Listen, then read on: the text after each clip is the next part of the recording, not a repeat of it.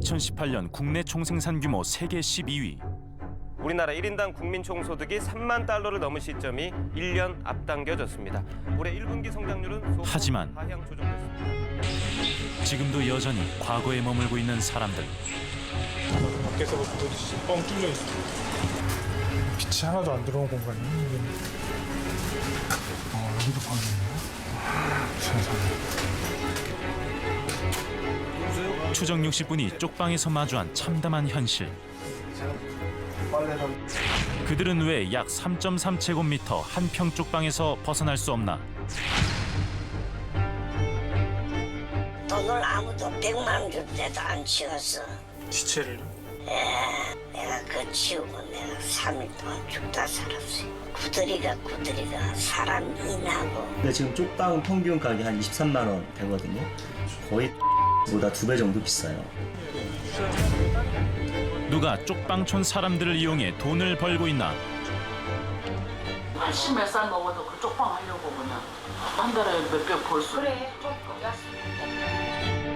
2019년 쪽방촌에서 일어나고 있는 빈곤 비즈니스의 실태를 추적합니다.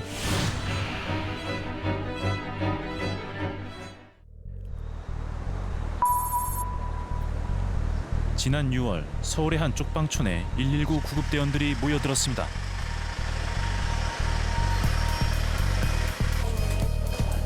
쪽방에 사는 한 주민이 갑자기 의식을 잃고 쓰러진 상황. 주민의 신고를 받고 출동한 구급대원들이 응급처치를 하고 있습니다. 지금 의식이 없어요. 지금 현재는 저혈당 추정이고요. 당뇨 관련된 무슨? 네. 병원으로 이송할 거예요. 네. 결국 의식을 차리지 못한 쪽방 주민은 병원으로 이송됐습니다. 그런데 우리는 약 2달의 취재 기간 동안 이 같은 상황을 또다시 목격했습니다. 이미 사망한 채 발견된 한 쪽방 주민. 돌아가신 건가요? 또 여기 저 뒷편복으로 정리했어요? 매일 술로 생활하시고. 매일 술로 생활하시다가 돌아가셨어요? 주민분들 다 있고 안에서는 10년 동안 이 쪽방촌에 노점에 살자. 놀라시지 않나요? 예, 여기 좀 놀랐죠. 여기에서 가까운 나라는 이제 잘 모르는데 여기서 이제 사망한 사람도 많이 있대요. 나는 여기 온 지 얼마 안 돼서 잘 모르지만은 올해 이런 사람 얘기 들어보면은 한 10년 이상 된 사람도 많거든요. 왜 그런 사람 얘기 들어보면은 여기서 이렇게 생활하다가 사망한 사람이 많이 있대요. 많이 있대요. 예, 죽으라고. 쪽방 주민들의 사망 사고가 한 달에 한 번꼴로 발생하는 매우 흔한 일이라는 겁니다. 며칠 후 다시 찾은 고인의 쪽방엔 이미 다른 세입자가 들어와 살고 있었습니다. 대부분 무연고자로 쓸쓸한 죽음을 맞는다는 쪽방 주민들. 쪽방 상담소는 1년에 2번 합동 추모식을 엽니다. 이번엔 8명의 위패가 놓였습니다. 짧고 긴 시간 속에 너무나도 작은 공간에서 하루하루 지어진 삶에 대하여 최선을 다함. 사소한 계절의 변화마저 쪽방 주민들에게는 위협이 되는 현실. 작년 여름에는 이 하루마다 이 폭염 때문에 하루마다 이렇게 돌아가신 분들이 굉장히 많고 32도, 33도 이렇게 올라가면은 이 집에 들어가면은 그거보다 더해요. 한 40도까지 이렇게 올라가니까 혈압 있는 사람들 화장실 조그마니까 화장실 들어가서 돌아가시고. 우리는 남대문 일대 한 쪽방촌을 찾아가 봤습니다. 10년째 쪽방에서 거주하고 있다는 박동호 씨. 그가 약 3.3제곱미터 불과 한 평짜리 쪽방에서 살게 된 건 불의의 사고를 당한 이후라고 합니다. 지금처럼 산재가 엄기까지 하는 시절에 이제 일을 나갔다가 아침에 11월 달에 이제 갑자기 무거운 걸 같이 들자 그랬는데 그때 허리를 다쳤어요. 아이고. 그 조그만 건물이다 보니까 산재 처리가 안 되는 거예요. 결국 가장 저렴한 집을 찾아야 했던 박 씨. 보증금 없이 월 25만 원을 내고 이 쪽방에서 살게 되었다고 합니다. 방이 좁았어요. 지금 여기도 지금 발 뻗기가 어중간하거든요. 이걸 치면 되는데 발 뻗기 어떻게 주무실 때 어떻게 주무세요? 그냥 이렇게 해야 돼요. 지난 10년의 삶이 고스란히 담긴 세간살이. 방 안에는 겨우 몸을 뉘을 작은 공간만 남았습니다. 냉장고조차 둘 공간이 없어 박 씨는 라면이나 미숫가루, 무료 급식소에서 제공되는 밥으로 끼니를 해결해 왔다고 합니다.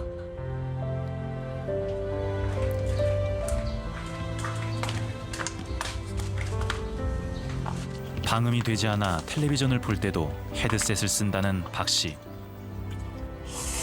그는 작년 4월 공공 근로를 시작한 이후 저금을 하기 시작했습니다. 하루빨리 쪽방에서 벗어나기 위해서입니다. 지금 한 달에 뭐 30, 작년 같은 경우에 30, 올해는 45로 매달 이제 저금을 하고 있는데 1년에 뭐 3, 400 해가 지금 겨우 모은 게 7, 800밖에 안 되는데 그걸 가져갈 의미도 없죠. 그럼 여기 언제 벗어나시는 게 목표세요? 최대 기간을 목표로 정해놓으셨을 거죠? 목표를 정해놓은 게 아니라 되는 대로 빨리 나가고 싶은 생각이에요. 지난해 서울시의 실태조사에 따르면 서울에 있는 쪽방은 약 4,000개. 하지만 이는 쪽방 상담소에 등록된 숫자일 뿐 실제로는 더 많을 것으로 추정됩니다. 그렇다면 쪽방은 언제부터 생겨난 걸까? 일제시대 유각이 지금의 쪽방으로 바뀌거나 이제 집장촌이 바뀌거나 그다음에 일용 노동자들의 숙소가 바뀌거나 이런 식으로 어떤 흐르는 공간이거나 또 다른 용도였다가 이제 도심지에서 1인 가구들이 이렇게 싸게 거주할 수 있는 그런 주거 공간이 부족하다 보니까 그런 요구들이 계속 생기니까 기능 전환을 한 거죠. 서울 한가운데 그 중에서도 일자리와 물자, 교통의 흐름이 원활한 곳마다 생겨났다는 쪽방.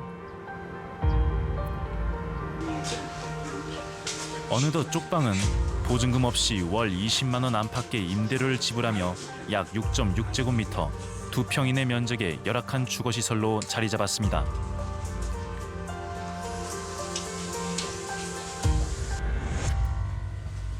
쪽방에서 오랫동안 거주해왔다는 또 한 명의 주민. 최진수 씨는 올해 70이 된 소설가 지망생입니다. 그는 약 40년째 등단을 꿈꾸며 매일 글을 쓰고 있다고 합니다. 문학이라고 하시는데 예, 문학 그래서 장편 소설을 공부해요. 그것도 그걸 좀 힘이 들지만 한번 해보려고 지금 그걸 마지막으로 한번 해보려고. 예. 쪽방에 살면서도 꿈을 잃지 않았다는 최 씨. 우행시도 있네. 뭐 좋은 거 많이. 우행시 여기 되는 타이틀은 뭐 인간의 일단 내력. 인간의 내력. 인간의 내력은 단편 오늘 끝냈고 내가 지금 쓰는 거는 태양자원이라고. 그쪽에 원래 꿈이 있으셨던 거예요? 제가 말 나온 김에 다 말하지만 경희대학교 법대 법학과 68 법대 나와가지고 제가 정신병을 좀 앓았어요. 그래서 직장 다니다가 못하게 되고 제 대학가를 잡았어요. 그러면서 하고 싶은 게 글 쓰는 거라 그걸 쭉 해왔죠. 어느새 21년째에 접어들었다는 최 씨의 쪽방살이. 그는 여전히 이 작은 쪽방을 벗어나지 못하고 있습니다. 이게 어떻게 보면 자화상이잖아요. 우리 그렇죠. 사회에 한번 들어오는 사람들은 벗어나는 사람들을 별로 못 봤어요. 그냥 여기서 그냥 주는 거 먹고 수급자들 특히 그냥 듣고 비명행사 하고. 비명사요? 예, 그렇게 되죠. 이건 실화예요. 지하방, 옥탑방, 고시원의 앞글자를 딴 지옥고. 그 지옥고 아래 쪽방이라 불릴 만큼 쪽방은 최악의 주거 공간입니다. 쪼개고 쪼갠방이라 해서 이름 붙여진 쪽방의 면적은 일반적으로 약 6.6제곱미터, 2평 이하입니다. 교도소 독방의 평균 면적이 약 5.4제곱미터, 1.6평인 걸 감안하면 그야말로 창살 없는 감옥이라 불릴만 합니다. 우리 사회가 기대하는 쪽방의 역할은 크게 두 가지입니다. 최소한의 주거비를 지불함으로써 노숙이라는 극단적 주거빈곤 상태로 떨어지지 않도록 안전망이 되어주는 것. 그리고 적절한 주거 생활을 영위하고자 하는 이들을 위한 발판이 되어주는 것. 그렇다면 2019년 현재 쪽방은 과연 제 기능을 충실히 수행하고 있는 걸까요? 상당수의 쪽방촌 주민들은 쪽방을 벗어나고 싶어도 벗어날 수 없다고 했습니다. 이유는 뭘까? 우리는 서울 시내에 위치한 한 쪽방을 빌려 일주일간 직접 살아보기로 했습니다. 48개의 쪽방이 다닥다닥 붙어있는 5층 건물. 그중 2층에 위치한 쪽방의 월세는 보증금 없이 한 달에 25만 원이었습니다. 월세를 선불로 낸 후 쪽방 안으로 들어가 봤습니다. 짐가방 하나만 놓아도 꽉 찰 정도로 작은 방. 쪽방의 면적은 어느 정도일까? 약 210cm 정도가 나오고요. 210에 140cm. 잘 수 있는 넓이. 쪽방의 면적은 약 2.9제곱미터로 평수로는 0.9평에 불과했습니다. 29.4도, 거의 30도 육박하는데요. 습도가 48%인데 체감 기온은 지금 33.4도라고 합니다. 창문이 하나 있지만 복도를 향해 있어 바람이 전혀 통하지 않는 상태. 조금만 움직여도 땀이 흘러내렸습니다. 쪽방 건물 내부를 더 자세히 살펴봤습니다. 한 층에만 11개의 쪽방이 있습니다. 이들이 함께 사용한다는 공용 공간. 수도가 하나 설치된 2평 남짓한 공간을 11명의 쪽방 주민이 세면실과 부엌으로 사용합니다. 바로 옆에는 화장실이 있습니다. 문을 열자 악취가 풍겨나옵니다. 한눈에 봐도 위생이 좋지 않은 상황. 세면 장수 소변을 치우세요. 우리는 시루떡을 준비해 쪽방 주민들과 인사를 나누었습니다. 하나 더. 여기 사시는 거죠? 네. 여기 몇 층 사시는 거예요? 2층이에요. 아, 예, 저도 2층이요. 방이 혹시 어디세요? 지금 이렇게 계시는 거예요? 네. 방은 제 방보다 조금 큰가? 똑같아요. 그래요? 네. 제 방이 이렇게 재보니까 한 평이 안 되더라고요. 0.9평 정도 되더라고요. 똑같아요. 여기 한 평짜리 방 없어요. 아, 그래요? 따끈할 때 좀 드세요. 드시고. 식당 일을 하다가 뇌졸중과 다리 부상이 겹쳐 2급 장애를 갖게 되었다는 김정현 씨. 이 쪽방에 산 지는 8년이 되었다고 합니다. 어떻게 이쪽으로 오시게 된 거예요? 시간 8년씩이나 계셨으면. 저쪽에 승림원 밑에 거기서 그쪽에 철거하니까 또 밀려왔지. 저쪽에서. 그쪽에 철거다 해버리니까 그쪽에서 여기까지. 그럼 그쪽에도 쪽방촌이 있었어요? 철거한데가 지금 건물 큰 빌딩 지는 데가 다 거기 쪽방촌이 되거든요. 그 철거해버리니까 그래서 쫓겨나가고 다 여기까지 밀려왔지.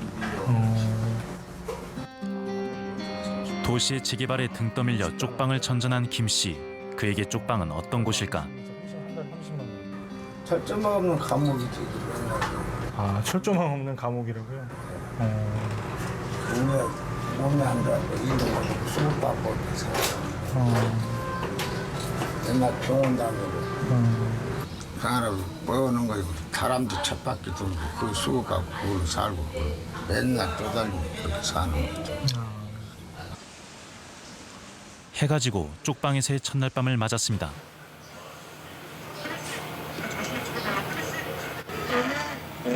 영상은 나오는데 오디오가 뭉개져서 딱딱 치면 나와. 이제 다시는 현석이가 칠 수 없어. 내가 있는 한 정신을 잃어서 쉬어야 돼. 복도를 향해 창문이 난 방에는 햇빛도 달빛도 들어오지 않았습니다. 이튿날도 마찬가지였습니다. 약 2.9제곱미터 0.9평의 공간 안에서 할 수 있는 건 하루 종일 텔레비전을 보거나 잠을 자거나 책을 읽으며 시간을 보내는 것뿐. 바깥 세상과 철저하게 단절된 이 공간은 그야말로 창살 없는 감옥이었습니다.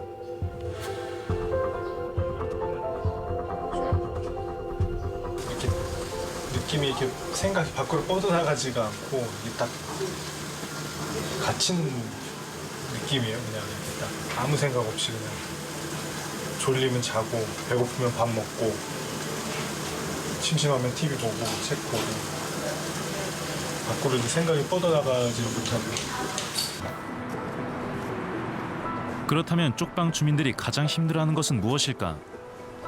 이곳 쪽방촌을 둘러보던 중 완전히 불타버린 쪽방 건물을 발견했습니다.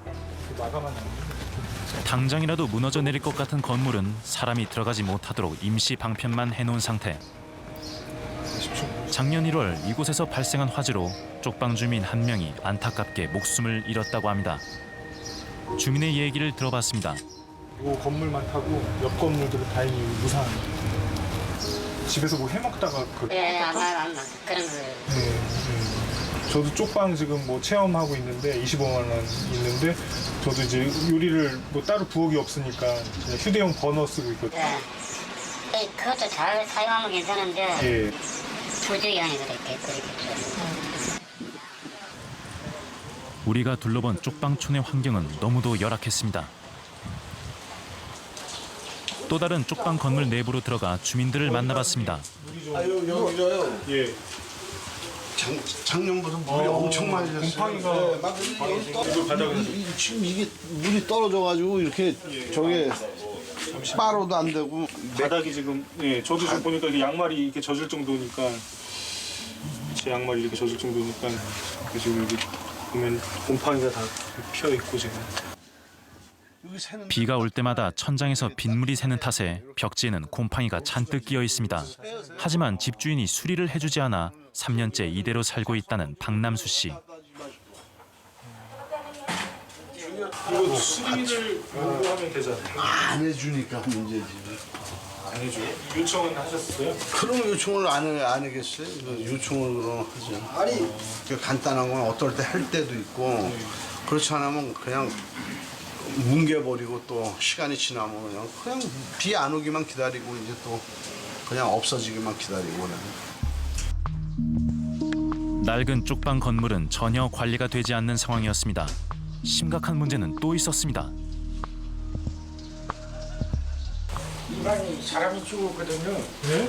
사람이 죽었는데 이거하고 저 방이 사무실 키가 죽었어. 근데 이것도 한 달 넘었는데 지금 이 안에도 막 썩고 난리고 근데 이거 치워줘야 되는데 우리가 발견해갖고 119 신고 경찰로 가고 모셔갖고 그리고 특히 이 청소도 하고 해야 되는데 안 해요. 전기장판, 냉장고 그래갖고 저 차단기만 우리가 내렸어요. 그러니까 이 건물에서 5년째 살고 있다는 민영식 씨. 그 역시 한때 집주인에게 수리를 요구한 적이 있었다고 합니다. 물이 새니까 좀 수리 좀 해달라니까 그럼 거기서 살지 말고 저 다른 데로 이사 가라. 당시에는 우리가 선물을 주는데 선물 받아놓고도 그런다니까요. 돈을 받고 미리 선물 받고도 수리를 안 해줘요. 돈을 돈대로 받고 그냥 예. 살아라 아니면 이사해라. 예. 집주인에게 월세를 내면서도 세입자의 권리는 주장할 수 없다는 쪽방촌의 주민들.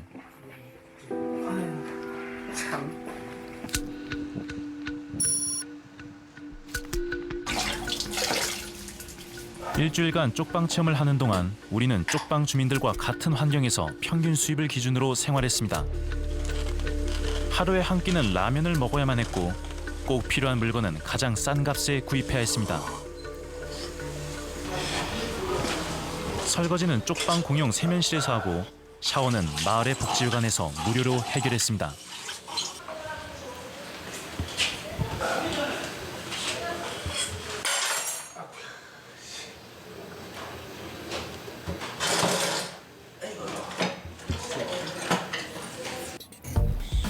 기초생활수급자 기준으로 일주일간 사용할 수 있는 예산은 약 16만 원에 불과했습니다. 그렇게 허리띠를 졸라맸지만 일주일간 사용한 돈은 약 12만 원. 여기에 일주일치 방세 5만 8천 원을 포함하니 예산 16만 원을 훌쩍 넘습니다. 적자였습니다.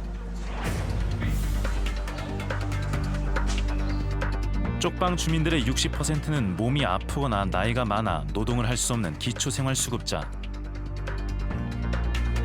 이들의 월 평균 소득은 71만 5천 원입니다. 반면 2018년 기준 쪽방의 평균 월세는 약 23만 원에 달합니다. 월세가 생활비의 상당 부분을 차지하는 셈입니다. 이에 쪽방 주민들의 약 74%가 가장 큰 부담을 느끼는 지출 항목으로 주거 비용을 꼽고 있습니다.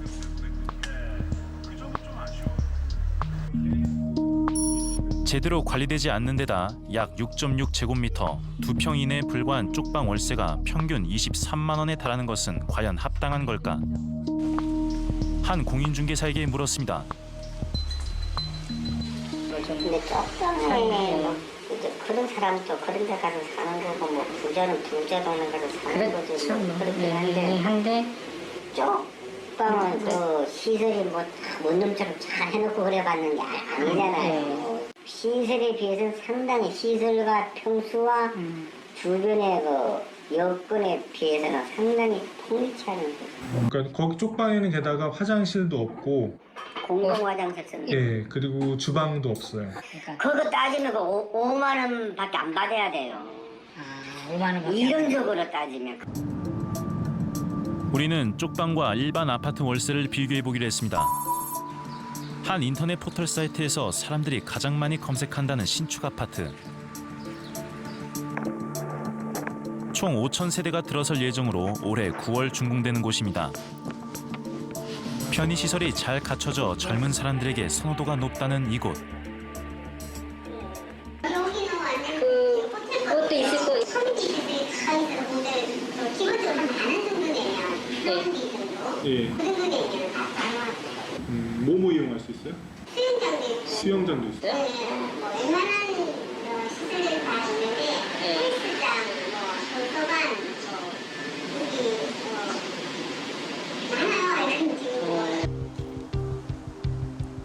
약 83제곱미터, 25평 아파트의 임대료는 보증금 1억에 월 120만 원. 보증금을 환산비율 5%로 계산하면 평당 월세는 약 6만 5천 원입니다. 우리나라 고급 아파트의 상징으로 불리는 강남의 한 주상복합 건물.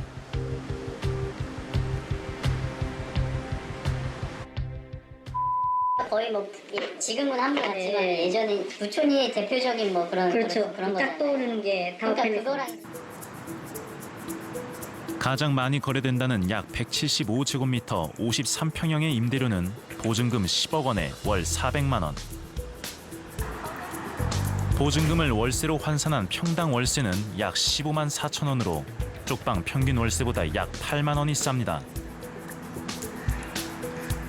그렇다면 작년 공시가격 1위를 기록한 아파트의 경우는 어떨까? 방탄소년단의 숙소로도 사용된다는 한남동의 고급 아파트. 여기는 최고 대한민국에서 제일 비싼 데인데 대한민국에서 제일 비싼다니까 전 세계에서도 이렇게 비싼 데가 없는데 그래서 그분들도 여기 올 때는 뭐 일본으로 올라가지도 않았잖아요.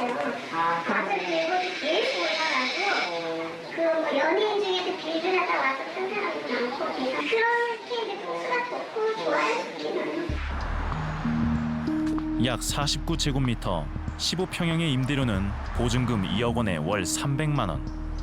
평당 월세는 약 25만 원으로 우리가 거주했던 쪽방 월세와 같습니다. 목돈을 자산을 모으지 못한 사람들, 자산 취득을 하지 못한 사람들은 계속해서 주머니에서 돈이 빠져나갈 수밖에 없는 구조인 거죠. 달리 얘기해서 보증금을 마련해서 더 나은 주거로 자력으로 갈 수는 없다. 사실은 굉장히 좀 모순되는 일인데 부유한 분들보다 가난한 분들이 단위 면적당 그 주거비는 훨씬 더 많이 부담하고 사시는 그런 상황이에요. 이 가난한 사람들의 상황을 해서 굉장히 열악한 주거를 만들어 놓고 그를 통해서 이윤을 갖게 되는 사업 형태를 지금 빈곤 비즈니스라고 하죠. 가난한 사람들의 상황을 이용해 이윤을 얻는 사업 형태, 이른바 빈곤 비즈니스. 상당수 쪽방촌 집주인들은 사실상 강남의 고급 아파트 평당 월세보다 더 비싼 한 달 평균 23만 원 가량의 월세를 받아왔습니다. 하지만 쪽방 주민들에게는 이렇게 말했다고 합니다.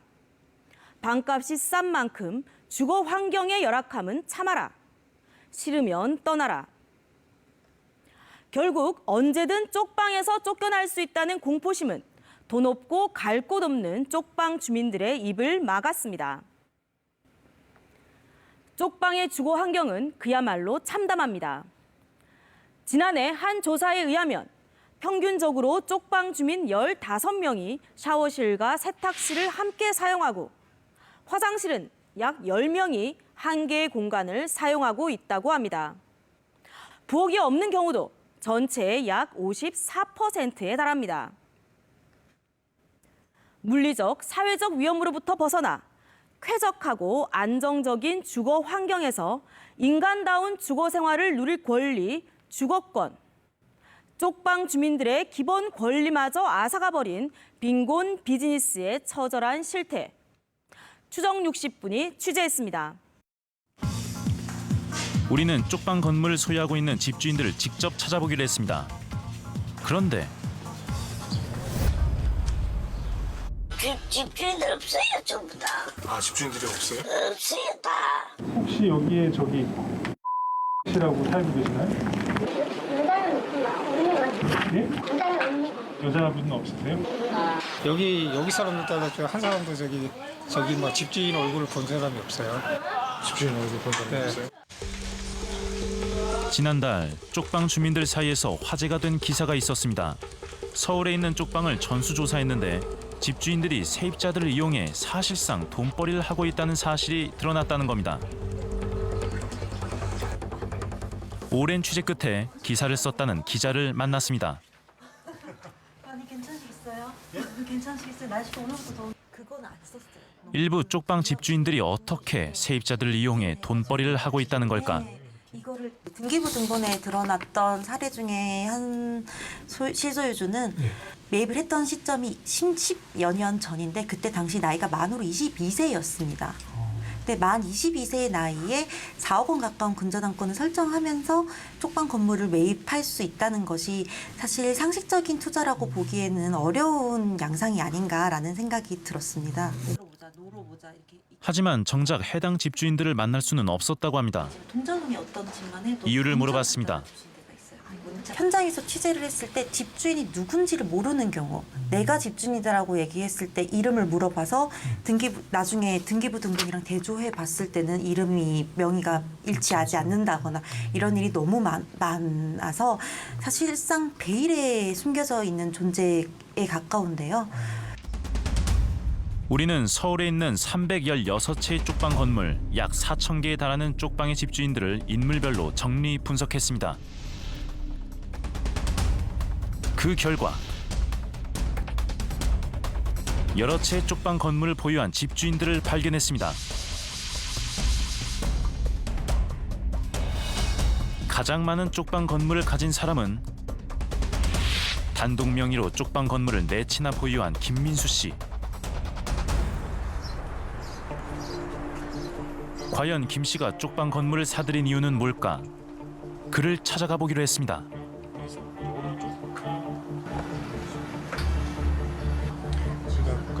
골목마다 빼곡한 쪽방 건물. 김 씨는 이 동네에만 4채의 쪽방 건물을 소유하고 있습니다. 소유주가 맞아요. 여러 채 갖고 있는 씨가 맞고 이 건물에 있는 쪽방은 총 11개, 임대 수익은 월 275만 원으로 추정됩니다. 확인 결과 김 씨는 건물 4채 안에 총 33개의 쪽방을 소유하고 있었습니다. 그렇다면 약 30명의 쪽방 주민들은 집주인 김 씨에 대해 알고 있을까? 선생님 궁금한 게 여기 이렇게 사셨으면 집주인들을 보통 만나서 계약서 쓰고 하잖아요. 집주인 보신 적 있으세요?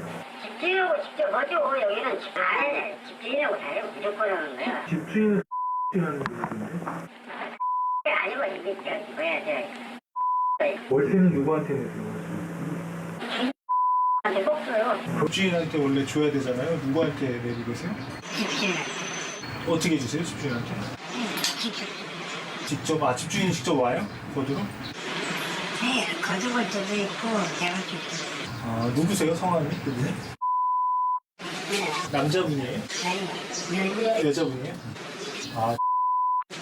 네. 맞아요? 상당수 쪽방 주민들은 집주인 김 씨의 성별조차 모르고 있었습니다. 그 이유는 세입자들이 월세를 내는 사람이 집주인이 아닌 관리자였기 때문입니다. 관리자들은 월세를 모아 집주인에게 전달하고 이를 대가로 월세를 면제받거나 일부 현금을 지원받았습니다.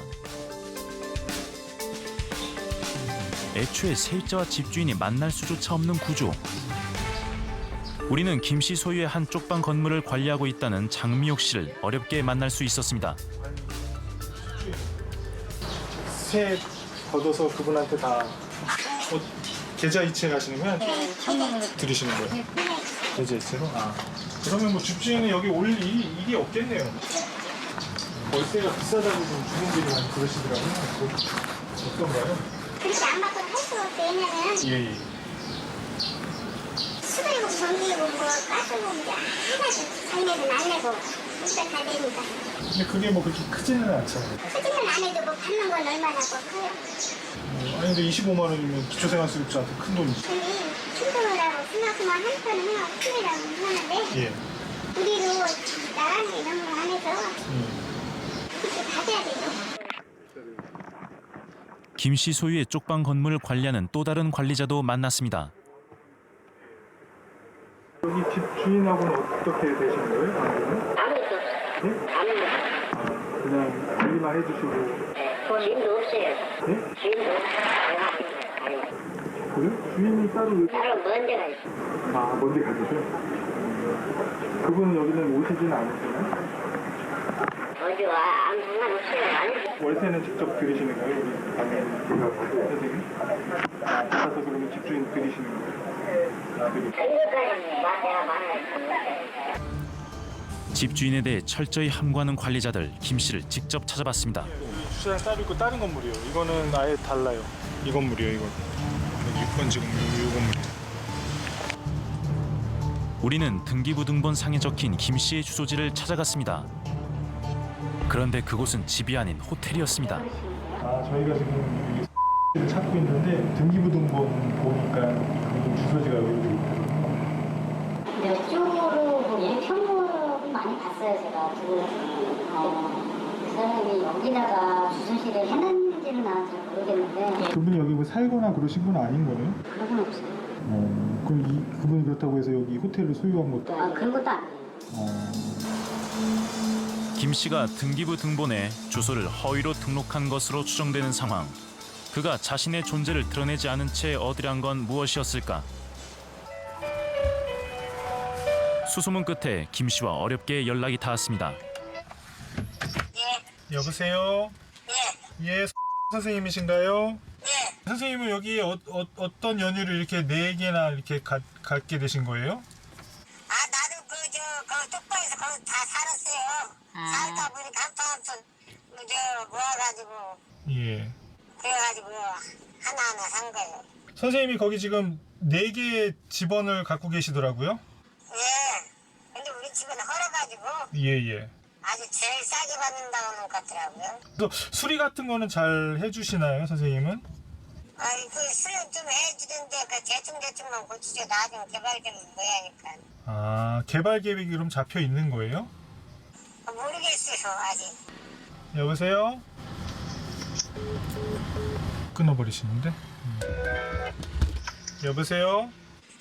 예, 선생님. 아까 전 통화가 끊긴 것 같아서. 지금 자꾸 이러고 있는 전화하고 있어. 이거 하나 찾아드는 건지.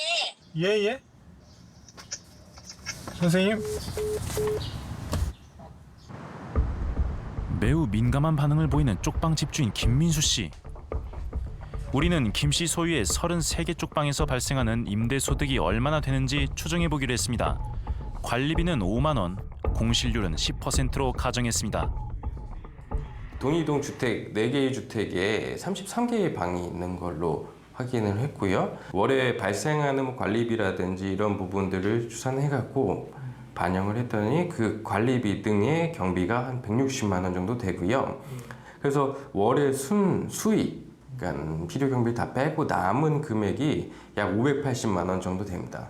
이걸 연으로 환산을 하면 약 7천만 원 정도가 이 주택 4개를 임대함으로 인해서 발생하는 수익으로 볼 수 있어요. 만약 김 씨가 정상적으로 임대사업자 신고를 했다면 내야 하는 세금은 연간 1,240만 원 가량. 하지만 전문가는 김 씨의 세금 탈루 가능성을 제기합니다.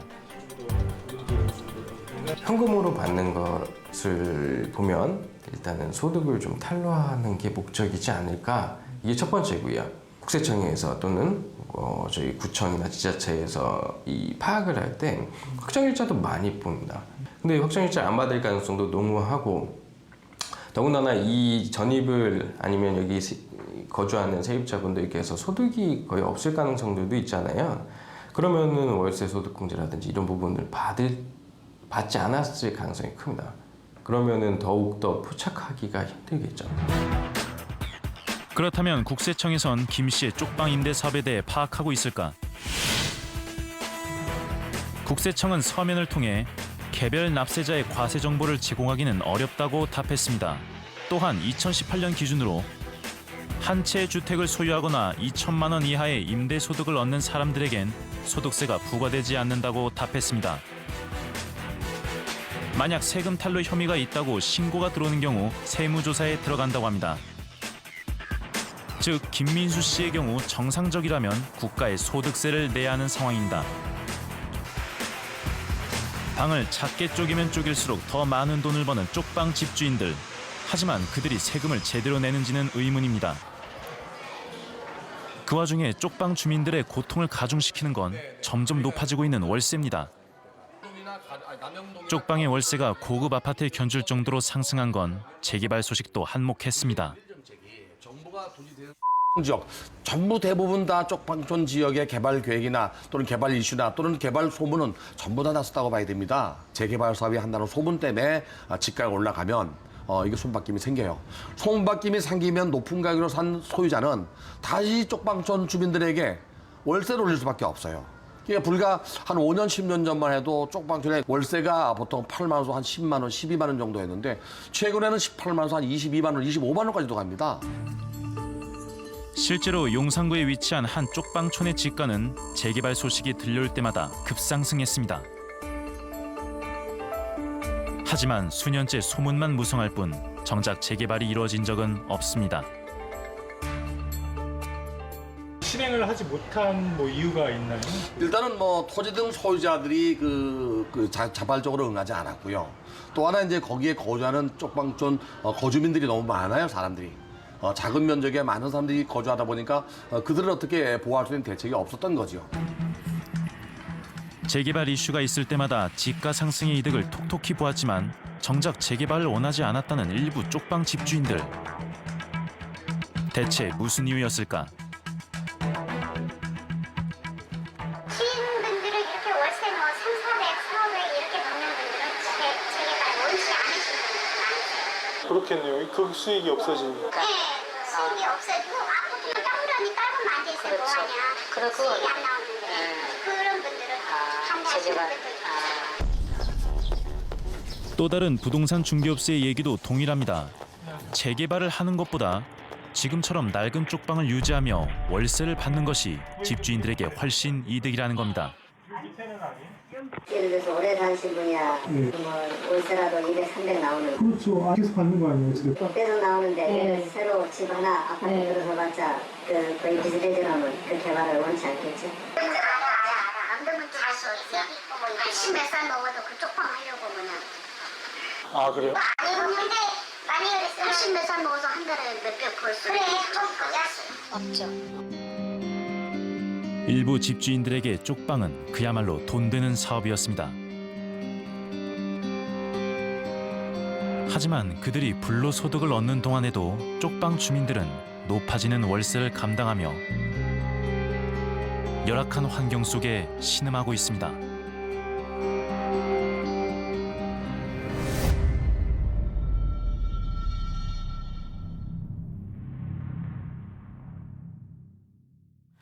우리는 약 한 달간 이와 같이 서울에 있는 쪽방 건물 316채의 등기부 등본을 모두 떼어 분석해봤습니다. 그리고 이 쪽방 건물의 집주인들을 수소문했습니다. 하지만 쪽방촌에서 집주인을 찾는 일은 마치 술래잡기와 같았습니다. 쪽방 주민들이 알고 있는 집주인 상당수가 가짜 집주인으로 월세를 걷어 집주인에게 보내는 역할을 하는 일종의 관리인이었습니다. 문제의 진짜 집주인들은 건물 유지 관리에 책임은 지지 않고 관리인으로부터 꼬박꼬박 월세만 챙겨온 셈입니다. 전형적인 불로소득을 취했다고 해도 과언은 아닙니다. 올해부터는 월세 수입이 쪽방과 같은 다가구 주택의 경우도 2주택 이상을 소유하고 월세 수입이 있으면 과세 대상이 됩니다. 하지만 집주인들은 소득 내역이 잡히지 않도록 통장이 아닌 현금으로 월세를 받아 국세청의 세금 단속을 피해왔다는 의혹도 받고 있습니다. 쪽방 집주인들이 불법 편법으로 방을 쪼개 임대해도 민원이 들어오지 않으면 관계기관이 이를 단속할 방법도 없습니다. 서로 단속이 이루어졌다고 해도 벌금형에 그칠 뿐입니다. 창살 없는 감옥에 갇힌 쪽방 주민들. 그들의 고통을 해결할 방법은 과연 없는 걸까요? 51개의 쪽방이 있는 한 쪽방 건물. 이곳은 서울시의 저렴 쪽방 사업이 진행되는 곳입니다. 저렴 쪽방 사업이란 서울시가 집주인과 계약을 맺고 보증금을 내거나 건물을 일부 수리하는 대신 세입자에게 시세 70%만 월세를 받도록 하는 복지 정책입니다. 2013년 이후 서울시가 저렴 쪽방 사업을 진행한 건물은 모두 9채, 쪽방 179세대에 달합니다.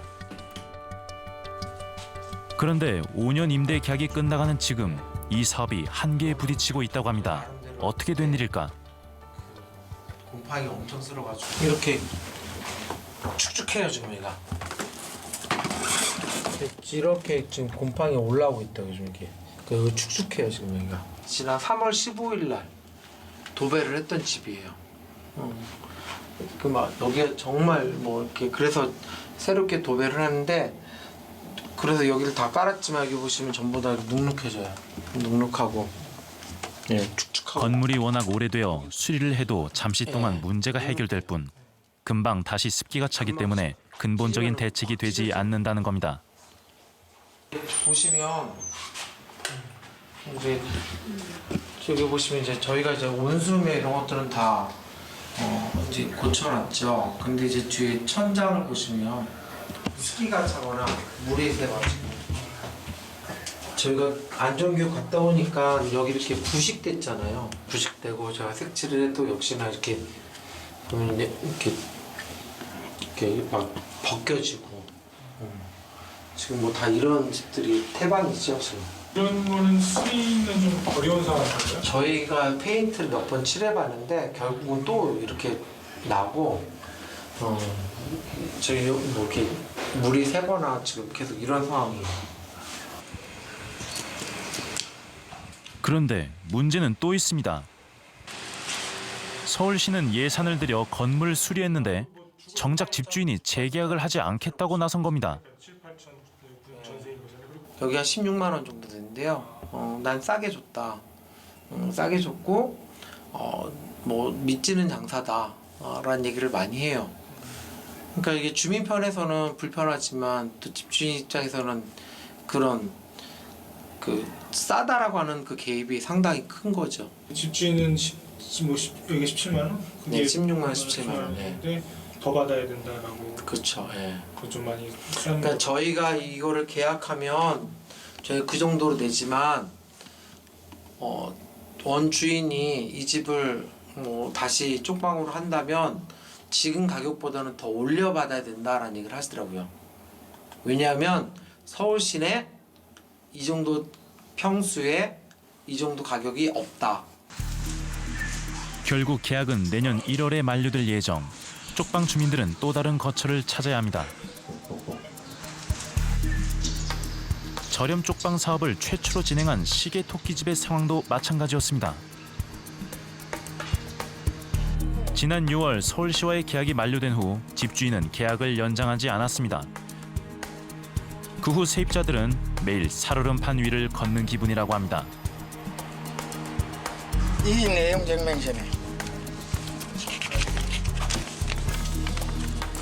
집을 비우라는 통보를 받았기 때문입니다.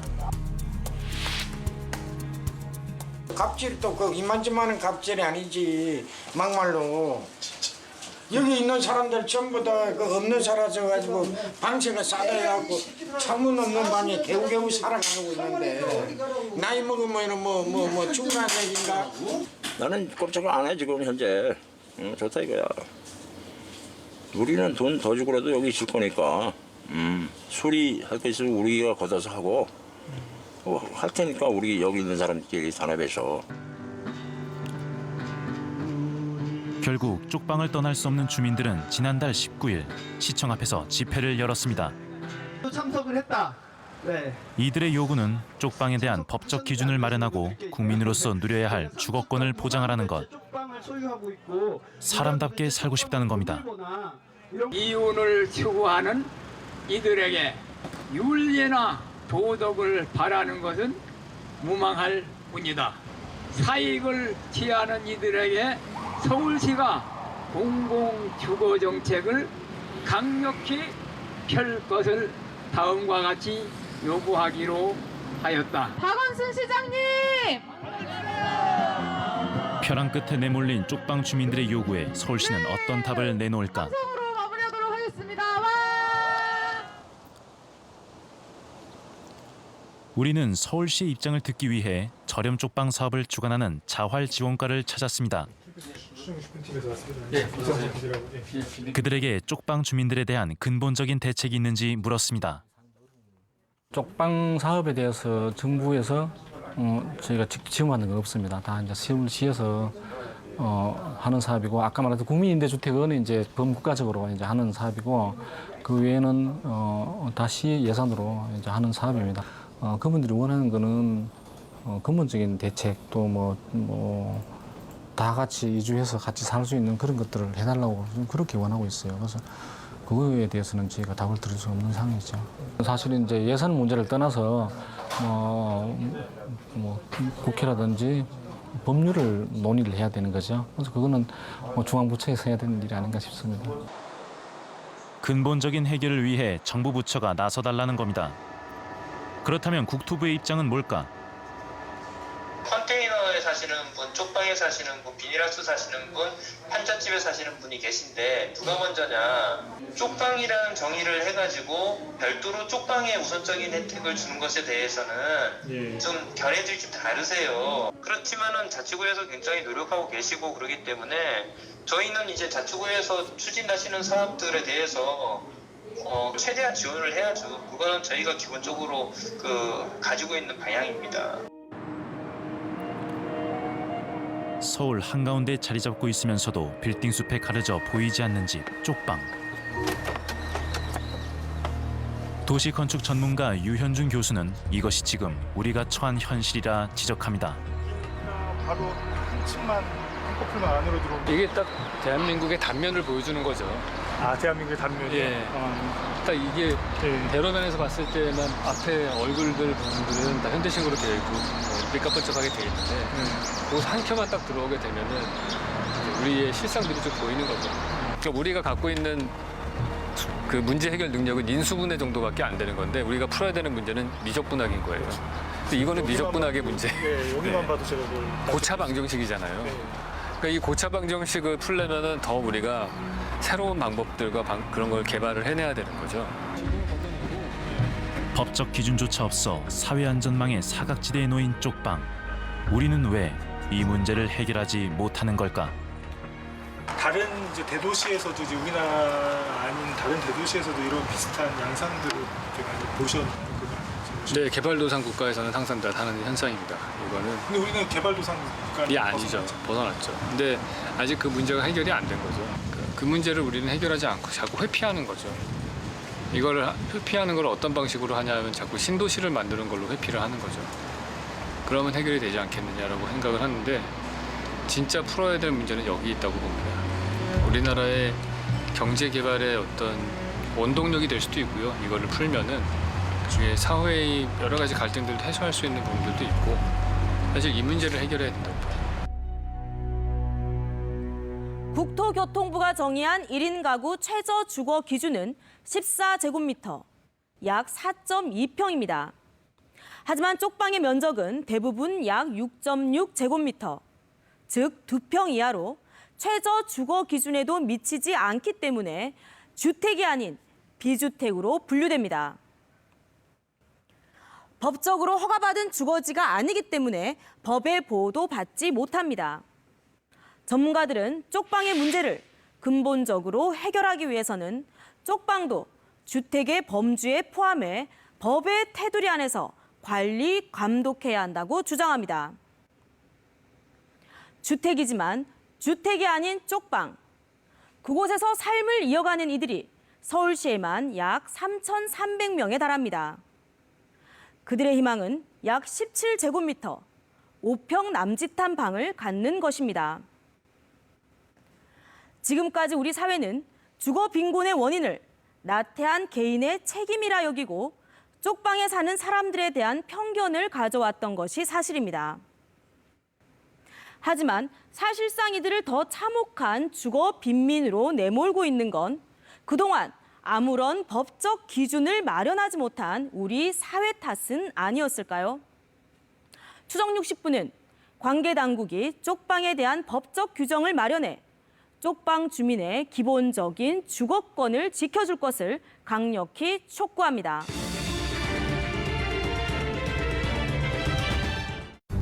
그림을 그려요. 풍기 그림은 스케치북이. 뭐 스틱쇼 같은 거 내가 하라는 거 다 할 수 있어? 지금 혹시 전자발찌 제가 어떻게 다시는 안 할게요. 정말 다 안 할게요. 같은 심리 상담을 하더라도 저는 뭐 한두 달 안 해요. 여기가 심리상담센터예요.